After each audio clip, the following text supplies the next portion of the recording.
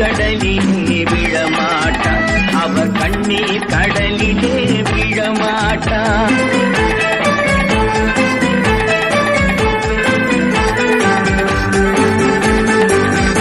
ஒரு தவறு செய்தால் அதை தெரிந்து செய்தால் அவன் தேவன் என்றாலும் விடமாட்டேன். ஒரு தவறு செய்தால் அதை தெரிந்து செய்தால் அவன் தேவன் என்றாலும் விடமாட்டேன்.